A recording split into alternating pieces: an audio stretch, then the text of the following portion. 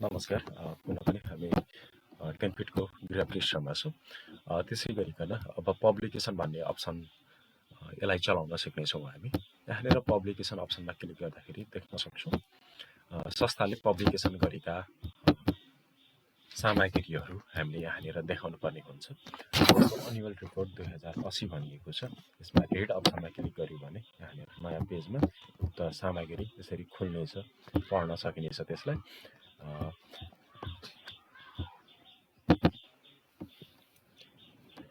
यसलाई कसरी अध्यावधिक गर्ने भनेर हामी सिक्नेछौँ अब त्यसका लागि हामी ड्यासबोर्डमा जान्छौँ ड्यासबोर्डमा गइसकेपछि यहाँनिर पब्लिकेसन भन्ने अप्सन छ यो पब्लिकेसन अप्सनमा क्लिक गरिसकेपछि देख्न सक्छौँ यहाँनिर एड न्यू भन्ने अप्सन छ एड न्यू भन्ने अप्सनमा क्लिक गरिसकेपछि यहाँनिर सबैभन्दा पहिला हामीले टाइटल राख्नुपर्ने हुन्छ जस्तै अहिले हामीले एड गर्न लागि पब्लिकेसन उक्त सामग्रीको शीर्षक राख्छौँ जस्तै संस्थाले कुनै बेला एउटा तथ्याङ्क रिसर्च पेपर सार्वजनिक गरेको हुनसक्छ जस्तै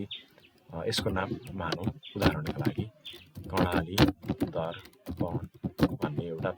सामग्री सार्वजनिक गरेको छ त्यसै गरी यो यहाँनिर शीर्षक राखिसकेपछि हामीले अङ्ग्रेजीमा लेख्दा हुन्छ यो टाइटलमा चाहिँ कर्णाली भनेर अब त्यसै गरी यहाँनिर पब्लिकेसन टाइटल भन्ने छ उक्त सामग्रीको टाइटल कर्णाली दर्पण भनेर राखेका छौँ यो उदाहरणका लागि हो सबै त्यसै गरिकन उक्त सामग्रीको हामीले यहाँनिर कभर पेज राख्नुपर्ने हुन्छ यदि सामग्रीको कभर त्यसको एउटा तस्बिर खिचेर हामीले यहाँ अपलोड पनि गर्न सक्छौँ अहिले चाहिँ उदाहरणका लागि मात्रै भएर म ऱ्यान्डम इमेजहरू प्रयोग गर्दैछु जस्तो मानौँ मैले प्रयोग गर्न लागेको पुस्तकको कभर यही नै हो मानौँ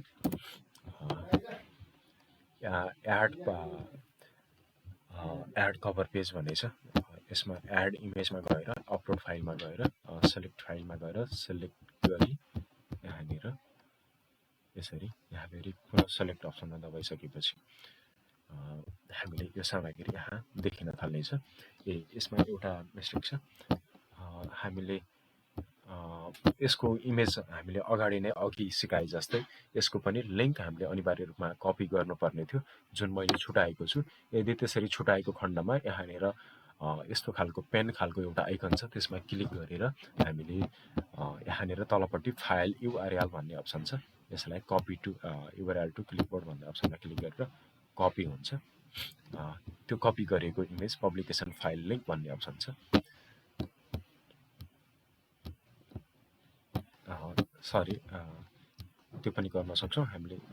पुनः पनि यो फाइलहरू अपलोड यहीँबाट पनि कपी गर्न सक्छौँ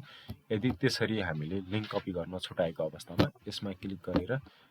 यहाँबाट पनि लिङ्क कपी गर्न सक्छौँ यहाँ फाइल युआरएल लेखिएको अप्सनबाट अपलोड फाइल गरिसकेपछि फाइल अपलोड भइसकेको छ अनि हामीले कपी गरेको लिङ्क यो पब्लिकेसन फाइल लिङ्क अप्सनमा कन्ट्रोल भी गरेर लिङ्क पेस्ट गरिदिनेछौँ गरिसकेपछि यहाँनिर पब्लिकेसन क्याटेगोरिज भन्ने अप्सन छ यदि क्याटेगोरिज छ भने हामीले क्याटेगोरिजमा टिक लगाउनु पर्ने हुन्छ यदि क्याटेगोरिज छैन भने उक्त पब्लिकेसनको सिधै हामीले पब्लिस गर्न सक्छौँ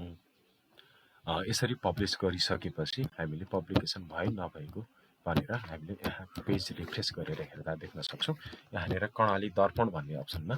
पब्लिकेसन हामीले भर्खर पब्लिस गरेको सामग्री यहाँ देखिएको छ